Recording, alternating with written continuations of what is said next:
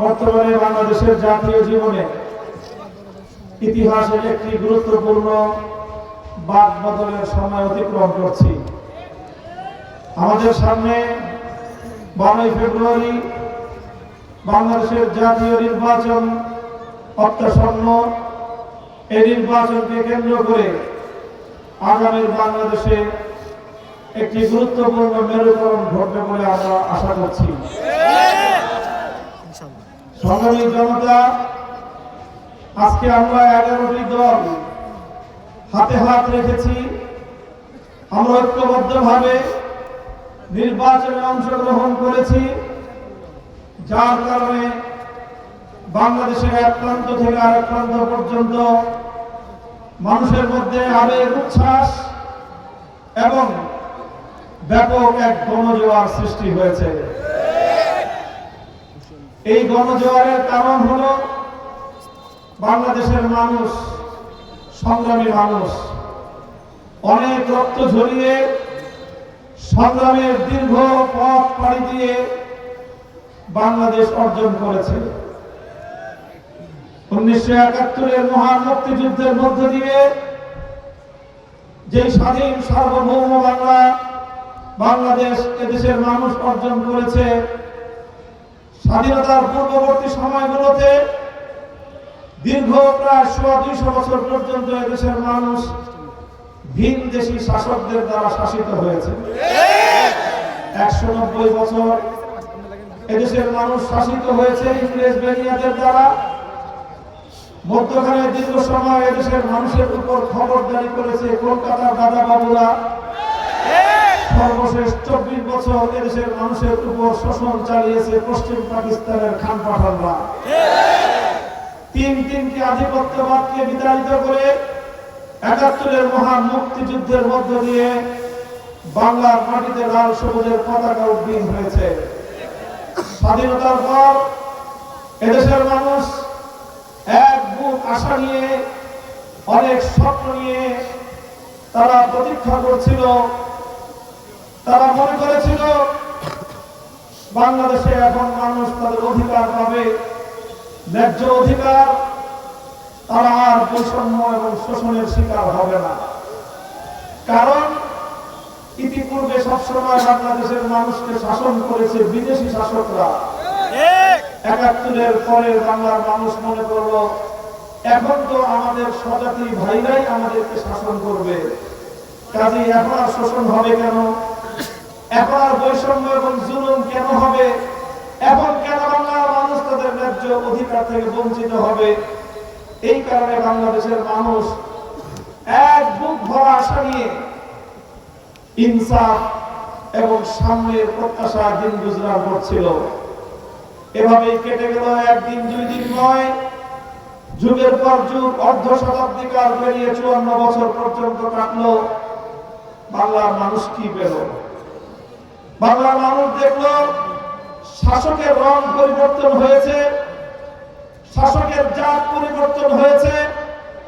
এখন আর সাদা চামড়াওয়ালা শাসক নাই, এখন আর দাদা বাবু মার্কার কোন শাসক নাই, খান পাঠানরা এখন আর শাসক নাই। এখন শাসক আমাদের বাংলার মাটির আমাদের ভাইয়েরা। শাসক পরিবর্তন হয়েছে, শাসকের জাত পরিবর্তন হয়েছে, শাসকের গায়ের চামড়ার রং পরিবর্তন হয়েছে, কিন্তু শাসনের ধরন পরিবর্তন হয় না। আগের শাসকরা আমার বাংলার মানুষের অধিকার থেকে তাদেরকে বঞ্চিত করে, বাংলার মানুষের ন্যায্য অধিকার ছিনতাই করে, এদেশের সম্পদ লুটপাট করে, কখনো বিরাট আর লন্ডনে, কখনো পশ্চিম পাকিস্তানে, কখনো পশ্চিমবঙ্গে পাচার করেছে। স্বাধীনতার পর থেকে এদেশের শাসকেরা বাংলার মানুষের সম্পদ লুটপাট করে বিদেশে পাচার করেছে। পরিবর্তনের মধ্যে শুধু এতটুকু হয়েছে, আগে শাসকরা লুটপাট করে নিজেদের দেশে নিয়ে যেত, এখন শাসকরা লুটপাট করে আরেকজনের দেশে পাঠাচ্ছে। এই জন্য বাংলার মানুষ রক্ত দেয় নাই, এজন্য বাংলার মানুষ লড়াই করে নাই। এইভাবে দীর্ঘ এক বৈষম্যের মধ্য দিয়ে বাংলাদেশের মানুষের অর্ধ শতাব্দী কাল অতিক্রান্ত হয়েছে। দীর্ঘ এই সময়ে যেই রাজনৈতিক বন্দোবস্ত বাংলার মাটিতে প্রতিষ্ঠিত হয়েছে। এই রাজনৈতিক ব্যবস্থার কাঁধে বরাবরের মতো দুটি ভূত সওয়ার হয়েছে। কয় ভূত? এক নম্বর ভূতের নাম হলো বাংলাদেশের রাজনীতির উপর সন্ত্রাস এবং গুন্ডামির ভূত সওয়ার হয়েছে। দুই নম্বর ভূত হলো বাংলাদেশের রাজনীতির উপর দুর্নীতি এবং লুটপাট তন্ত্রের ভূত সওয়ার হয়েছে। এইভাবে দুর্নীতি আর গুন্ডামি, সন্ত্রাস আর লুটপাটের মাধ্যমে 54 বছর পর্যন্ত বাংলাদেশের মানুষকে জিম্মি করে রাখা হয়েছে। এদেশের জমিদার শ্রেণী, এদেশের বনেদি পরিবারের কিছু সদস্য, এদেশের কিছু রাজধানী মার্কা পরিবারের সদস্যরা বাংলাদেশের সাধারণ মানুষকে তাদের প্রজা বানিয়ে রেখেছে, নিজেরা রাজা সেজে বসে আছে।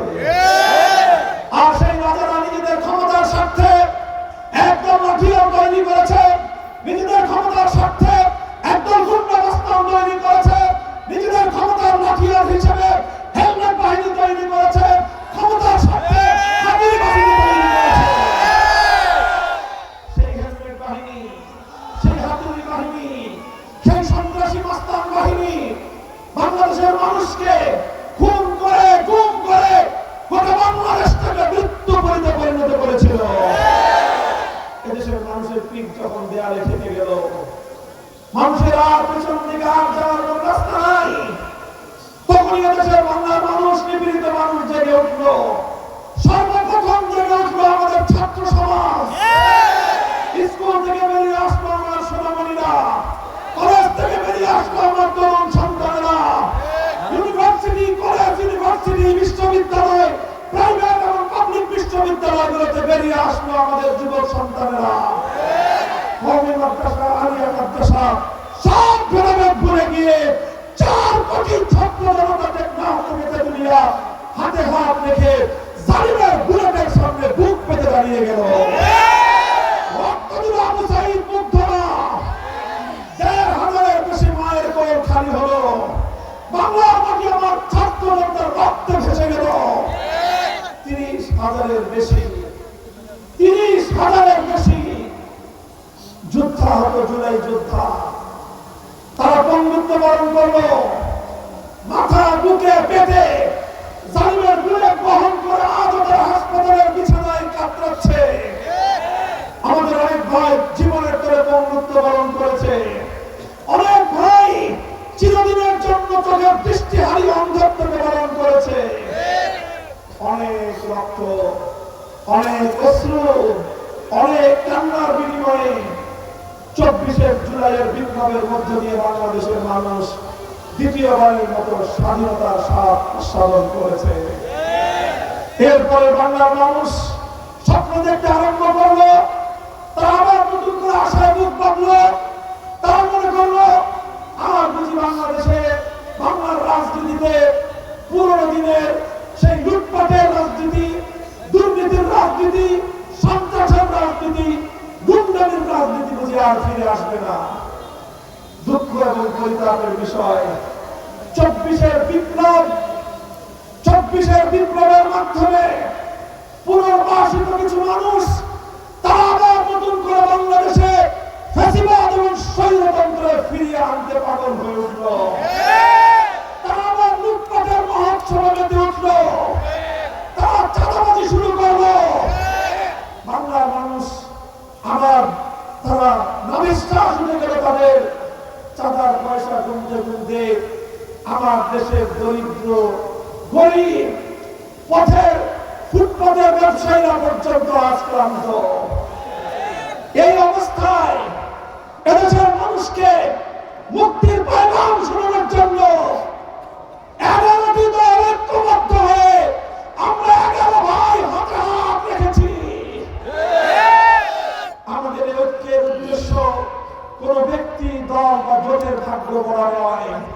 আমরা ঐক্য করেছি বাংলার 18 কোটি মানুষকে তাদের প্রাপ্য অধিকার বুঝিয়ে দেওয়ার জন্য।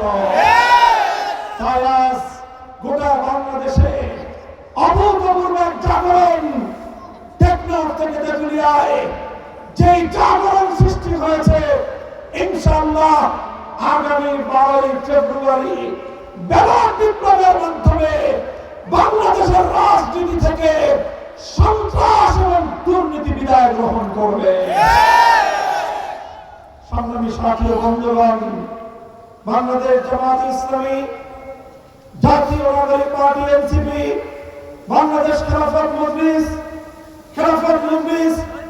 Bangladesh Nizam Islam party, Bangladesh Khelafat Andolan, Amar Bangladesh party, national democratic party NDP,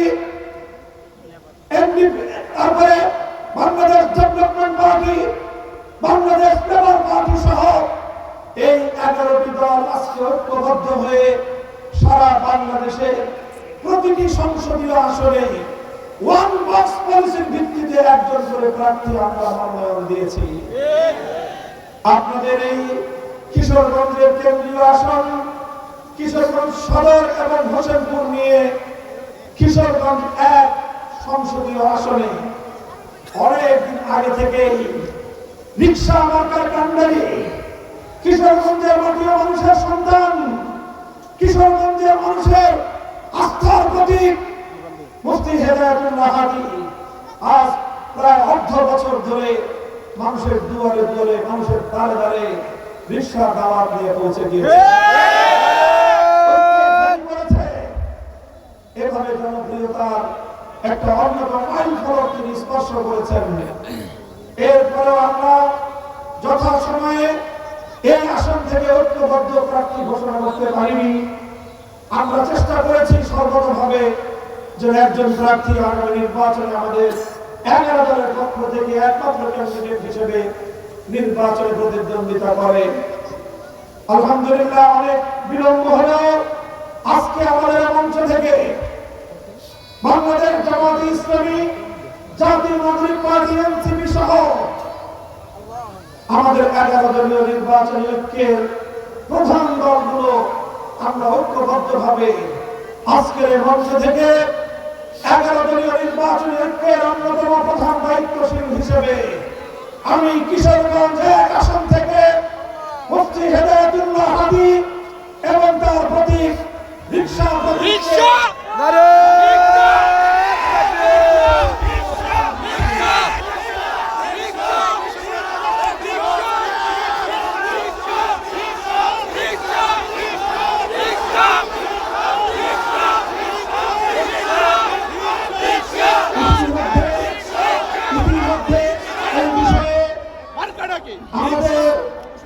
আমাদের 11 দলীয় জোটের সর্ববৃহৎ এবং প্রধান দল বাংলাদেশ জামাত ইসলামীর পক্ষ থেকেও ওনাদের স্থানীয় নেতৃবৃন্দকে স্পষ্ট বার্তা প্রদান করা হয়েছে এবং আজ আমাদের এই কেন্দ্রীয় সফরের অংশ হিসেবে বাংলাদেশ জামাত ইসলামীর কেন্দ্রীয় কর্মকর্তা পরিষদের গুরুত্বপূর্ণ সদস্য এবং ওলামা বিভাগের সম্মানিত সেক্রেটারি বিশিষ্ট আলেম ডক্টর মাওলানা খলিলুর রহমান মাদানী এবং জাতীয় নাগরিক পার্টি এনসিপির পক্ষ থেকে আমাদের এই সফরের গুরুত্বপূর্ণ নেতা জনাব ফয়সাল মাহমুদ শান্ত, কেন্দ্রীয় সদস্য, যুগ্ম সদস্য সচিব এনসিপির সহ কেন্দ্রীয় নেতৃবৃন্দ, আজকের মঞ্চে একমাত্র প্রার্থী হিসেবে জোটের মাওলানা হেদায়েতুল্লাহ হাদীর নাম চূড়ান্তভাবে ঘোষণা করা হচ্ছে।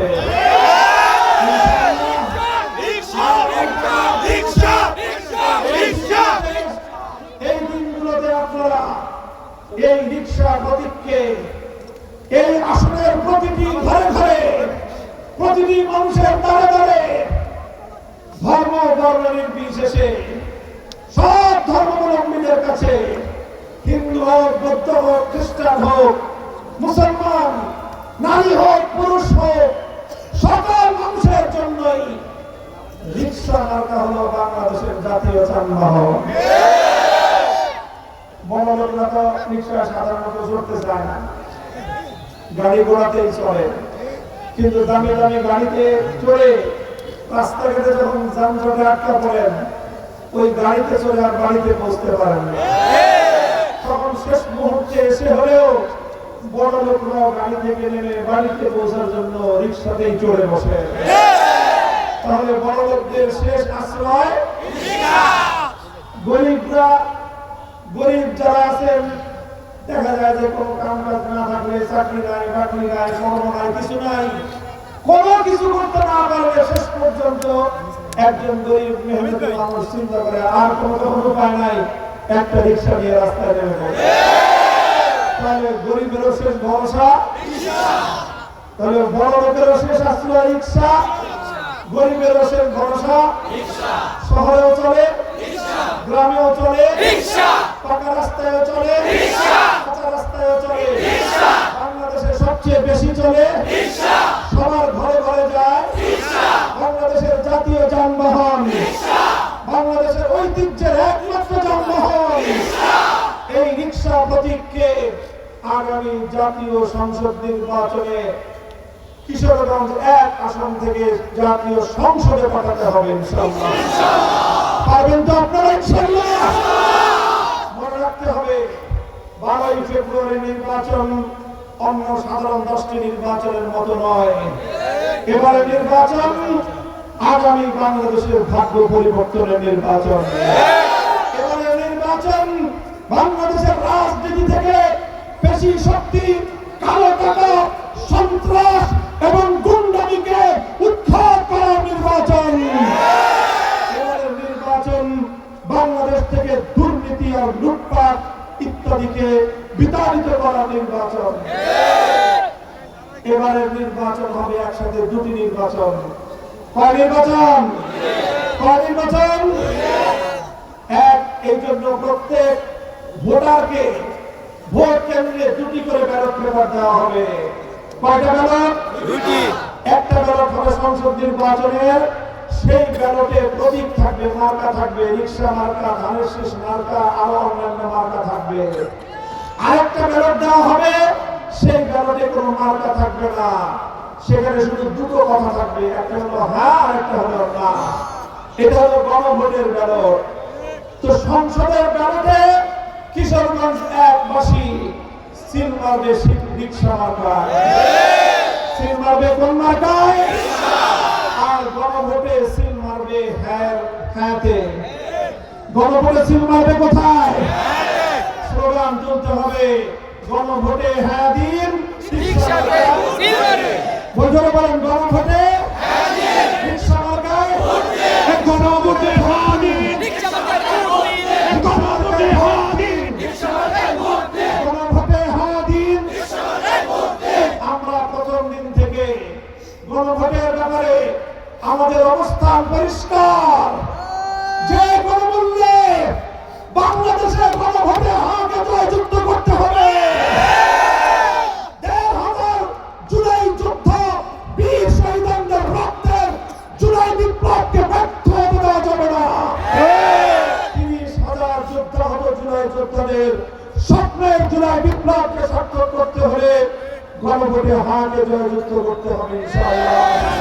মনে রাখবেন, আমরা যে আজাদীর সন্ধান করছি, আমরা যে ইনকিলাব চাচ্ছি, সেই ইনকিলাবের জন্য 11 দলীয় নির্বাচনের ঐক্যকে জয়যুক্ত করতে হবে ইনশাআল্লাহ। তাই কিশোরগঞ্জ 1 আসলে 11 দলীয় নির্বাচনের একমাত্র মার্কা কি? ইনকিলাব, ইনকিলাব, জিন্দাবাদ, জিন্দাবাদ, ইনকিলাব, ইনকিলাব, জিন্দাবাদ, জিন্দাবাদ। এই গোলামি না আজাদি, আজাদি, আজাদি, গোলামি না আজাদি, আজাদি, আজাদি, আজাদির মার্কা রিক্সা মার্কা, 24 মার্কা রিক্সা মার্কা, শাপলার মার্কা রিক্সা মার্কা, 71 মার্কা রিক্সা মার্কা, আজাদির মার্কা রিক্সা মার্কা, ইনকিলাবের মার্কা রিক্সা মার্কা, ইনকিলাবের মার্কা রিক্সা মার্কা। জয়যুক্ত হবে ইনশাআল্লাহ রিক্সা মার্কা। নাসরুম মিনাল্লাহ ওয়া ফাতহুন করিম। আল্লাহর সাহায্য সমাগত, বিজয় আমাদের অবশ্যম্ভাবী ইনশাআল্লাহ। সুবহানাল্লাহি ওয়া বিহামদিহি, সুবহানাল্লাহ।